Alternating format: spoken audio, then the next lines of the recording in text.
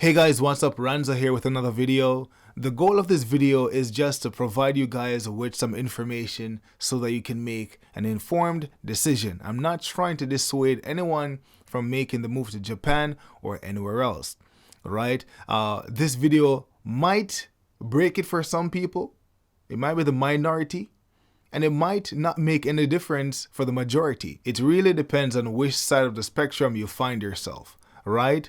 So if you're black, these are some reasons why you probably should not move to Japan. Number one, loss of access to everything that you're familiar with. That's a big one. Loss of access to everything that you're familiar with. When you set foot on the soil in this country, there are so many things that you're unfamiliar with, things that are foreign to you as an individual, and if you can't deal with that, Japan is not the place for you. As I've said to people before, Japan is the almost the exact opposite of the Western Hemisphere. Everything here is different from the way we're used to it, from the food to the culture, you name it, whatever, everything. So that's something that is hard for a lot of people, right? Not just for black people, but I want to talk to my people specifically. Look, one, as a man, right? Haircut.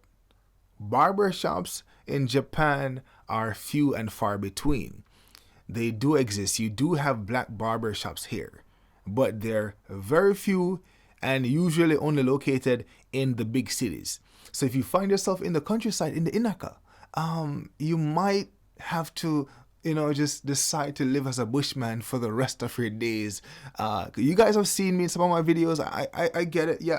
Usually when I'm traveling through Japan and I'm on the road for a while, beard grow out, hair grow out, whatever, and not the finest looking, person there is. But when I'm in, the city or any big city and, you find a black barber, you're cool. So the thing is this, as I said, it's going to be rough. If you're not in the big cities, man, getting a haircut is going to be a task and a half. And the thing is this, the barbershops that do exist, the black ran barbershops that do exist, a lot of people go there, right? So sometimes you got to set an appointment. Sometimes you might not be able to get a cut when you need it because they're just booked out, right? And sometimes also where you reside might be very far from where the barbershop is. So you got to commute maybe 1-2+ hours, maybe even more to get a haircut, right? What I've seen is that some people have learned how to cut their own hair, right? I've seen people who have done an amazing job. You thought they went to a 5-star barber shop. I don't know how they do it, but people have resorted to cutting their own hair. That's one. The next thing too is that some people might go to a friend's house and the friend try to do a little 1-2 thing. That's another thing that happens as well. And some people just decide to grow it out. Also, another thing that people do is they go to Japanese barbers and they try to train them to cut black hair. Okay, so I'll just specifically talk about as a black woman, the difficulties that I've faced being here in Japan. Things have surprisingly gotten a little bit better, and that's, I can only say that simply because I live in Tokyo. If we're talking about Japan as a whole, the access to certain things that we would use, it varies. So let's start with makeup. That was one of my biggest issues. I never really thought much about it until I came here and realized that I couldn't find foundation that matched my skin tone.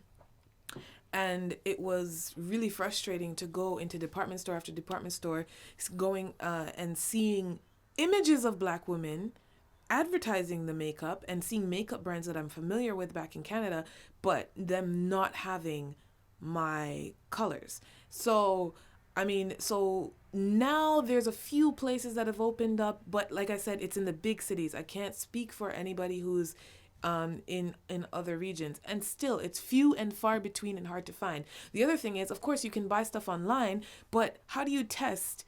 You can look at the picture and try to hold up your skin to the picture, but it doesn't really work. And I've bought makeup online and I always fail. I ended up having to mix colors and it was just really, really bad. But But like I said, right now I have a place that I go to in Harajuku, but it was hard. Okay, that's just makeup specifically. If we're gonna talk about now like hair, and that's a big thing for a lot of black women, yeah, just like with the barbers, you're not gonna find a beauty salon just walking down like in every city or in every town or whatever. You're not gonna find a black hair salon that's selling, or a beauty supply store that's gonna sell you whatever you need, your hair oils and your shampoos and whatever. No. Um, so that was a huge issue, and trying to even like look into the Japanese products and trying to figure out what the ingredients are, if this is going to work with your hair, if it's going to make your hair worse, like, yeah. So of course, like I said, online it can be possible, but be prepared to pay some nice, or should I say very ugly, shipping prices. I've made an uh I think I made one big order, and I probably paid like $50 shipping. Um, yeah, and that was just a one time order. So if this was like gonna be like a regular thing, the shipping is not going to be cheap. So that's one thing. However, now there are a few places that are popped up, but I guess what I would say is, yeah, just like my husband said, if you can't handle not having things at your fingertips, and a lot of women here have had to become resourceful, figure out how to do their own hair, figure out how to make their own beauty products, sourcing like raw materials and trying to whip stuff up together. Also, I would say there's also a small community of, if you can find like Facebook groups and stuff like that, where there are girls here who, girls and women here who can do hair, and if you connect with them, they'll, you can work a thing out. So there are people within the community. If you can communicate, you can find some talented women here who can do, if you want to get your braids done or whatever. But I think a lot of women, well, for one, if they weren't natural before, end up going natural, and two, start learning how to do their hair themselves. Shoe shopping, I hate shoe shopping here. Yeah, I can't find pretty shoes in my size. The next thing too is food, right? Some people might come here and you're used to your food from whatever country you're from. It doesn't matter wherever you're from. You might find one and two restaurants in Japan. The food might not be that authentic. If you're lucky, the place that you're from, they do have a restaurant here. If you're lucky, but that tend not to be the case in most scenarios, right? Most situations. So that's another thing as well, right? If you're not used to Japanese cuisine, and if you can't live without your food, it's going to be a little bit hard for you. In Japan, you might not necessarily find what you're looking for in that regard. So that's another thing to think about as well. Man, there's just so much. I thought this video was going to be 5 minutes, and I find myself talking about so much. The next thing as well is, we're still at number one, man. Clothes sizes. A lot of black people are big, tall, big. Definitely you're going to run into instances where you can find shoes to fit your feet. There are some places that you might go to find your size, whether it's shoes, clothes, or otherwise. But they're few and far between, and you have to travel quite a ways, man, to access some of these places. And clothes shopping is also another thing. So same thing like what my husband said, finding things in your size, in your skin tone, for our type of hair, it's difficult. But if you can't manage to deal with those kind of things, then yeah, living here might become that would be an added stress to your daily life. So ease of access is not there, for the things that you're familiar with, the things that, you're accustomed to, the things that you want, you need. All right. Number 2, we stand out, right? So prepare for unwanted attention. It's a given. If you're going to consider coming to Japan and you're a black person, prepare for the unwanted attention. We stand out. Right? Y'all know this, right? Again, as I said before in number 1 about just hair type being different, our skin is different. People can pick you out in a crowd from a mile away, right? Oh, black person, right? So skin type, you're in the crowd, you will be picked out. People will see you. People will point, maybe stare at you, gawk, whatever. It happens. So if you're a person that want to remain low key, keep a low profile, in Japan, it's impossible as a black person. If you're on the streets, people will take unwanted pictures of you. You won't even know that someone is filming you or taking a picture. So prepare for unwanted attention. Might be positive, might be negative. But if you're coming here, you got to be a person that's willing to stand out, to feel okay standing out in Japan. If you're not a person that can deal with that type of attention or that kind of attention, then this is not the place for you, because again, Japan is a very homogenous society and the foreigner percentage in this country is very, very low. And the thing is, being a black foreigner, you're in the we're so low. the percentage is so low, that when you're walking around, especially in the Inaka countryside, man, you're going to be a spectacle. People, as I've experienced and I've heard from other people as well, some little kids will scream and run away from you, right? If you're a teacher, then they might, get accustomed to you, and then, they warm up to you and they're cool. But the initial reaction might not be that pleasant. And it's something that you might have to get over with, even myself, I've experienced this a few times, and it does tend to rub you the wrong way. I gotta say, when people stare at you a certain way, you get unwanted attention. So because you're a black person, you will stand out, especially if you got long hair, your hair's, you got like maybe, a fro or something going on there. You will stand out. So prepare for unwanted attention. Sometimes you're going out on the street, you don't want to talk to anyone maybe, and someone wants to talk to you. So you got to prepare for that. Just by virtue of being a black person, you will attract more attention, both good and bad. So if you can't deal with that, this might not be the place for you. As my husband was also saying, we do stand out, obviously. Even, I don't know if you mentioned this, but even dogs stare at us funny. Like, it's, the animals will just be looking at you and just be like, like literally, because they have not seen somebody or anything that looks like, I know they say dogs are colorblind, but they know the difference. They do know the difference, because we've had animals really look at us funny. So, and like children, of course, or whatever. So yeah, just be prepared to be a bit of, or just to not be bothered by it. Like, I mean, I've been here for so long, people still stare, and like I've got kids that go like, like they stop in their tracks and literally like take a gas. But I mean, I've gotten so used to it, it doesn't really faze me. I've just accepted it. But some people can't handle that. So if you are a person who like cannot handle being gawked at any point in time, and it really depends on where you're at. It doesn't always happen, but it does happen from time to time. So yeah, just if that's something that you can't handle, it's not gonna stop. It hasn't stopped. We're still a huge minority here, so especially when you move into small communities and people realize, hey, that you actually live close to them, yeah. But a lot of people are quite friendly too. So, but yeah, that's something that hasn't left in the last couple of years that we've been here. Number 3, you might be a big hit or miss when it comes on to the dating scene in Japan. Well, you guys know I came here married, right? So I'm not on the dating scene, but I've spoken to a lot of people who have been on the dating scene, and finding love is something that's very important to a lot of people.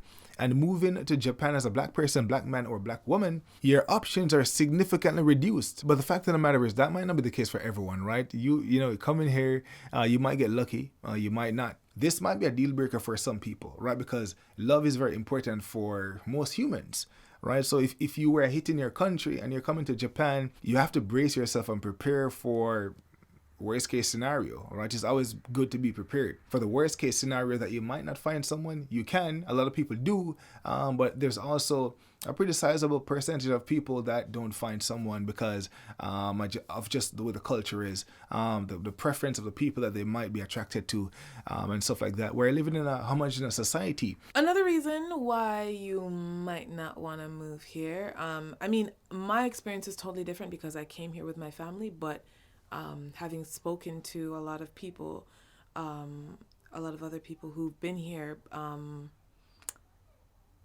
dating can be really complicated here. And I think that's more of a cultural thing. Um, and I think even if you watch some of the Black Experience Japan interviews, a lot of I think for black women specifically to find, first of all, black women who are maybe interested in only finding black men here, it's hard because maybe most of them are actually seeking Japanese partners. Um, I'm not sure, the percentage of that, but I think it's hard for foreigners to connect with foreigners here. Um, Another thing, um, for black women who may be interested in getting into the dating scene and dating Japanese men, it's culturally very different, and I find that or at least from what I've heard, um, there's only like a select few Japanese men who would actually maybe pursue a long term relationship. So it will. I think it's a bit of a struggle for a lot of women, and I don't know for I can't say for sure, but I believe that that has even caused some people to move back home because they were here for such a long time and just did not find a lifetime partner.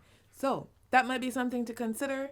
You got to be ready for that scene. You got to be ready to accept that it's going to be maybe a little bit more challenging for you than where you're coming from, right? Maybe you're a big hit where you're from, and you come here and nothing is going on for you. No one is really talking to you. As a guy, you might approach someone that doesn't talk to foreigners, doesn't talk to black people in terms of dating, because it's just not what they're into. That might be a deal breaker for some people. Okay, number 4. So if you're coming to Japan with kids, right? I'm here with my daughter. And also if you're a person that is looking to have a child in Japan, especially if you're looking to have a mixed child, right? You're having a child with a Japanese person, or if you came here as a black family with a child, there are things that you need to consider as well, right? Japan is a very different society, as I said before, a very homogenous society. And my daughter right now is in school. She's about to start elementary school. And the thing is, you need to pay a little bit more attention, I think, than the average parent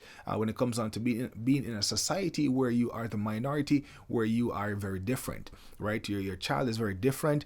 They look different. The same thing that applies to them as well, which is the fact that they stand out, right? And they might get a lot of unwanted attention. So that's one thing that you also need to prepare your child for, or prepare yourself for, to put yourself in a position where you can, teach your child some of the things that they need to learn in this unique environment for them, right? Being maybe black or even mixed and looking black, or not looking as Japanese, as other Japanese people.